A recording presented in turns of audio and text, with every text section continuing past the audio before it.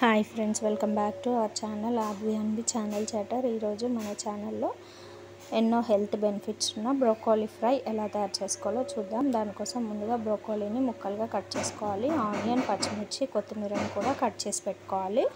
ఇప్పుడు స్టవ్ పై ఒక గిన్నె పెట్టుకొని 2 స్పూన్ల ధనియాలను యాడ్ చేసుకోవాలి. అలాగే 1 స్పూన్ జీలకర్రను కూడా యాడ్ చేసుకోవాలి. ఇప్పుడు 2 ఎండుమిరపకాయలను కూడా యాడ్ చేసుకోవాలి.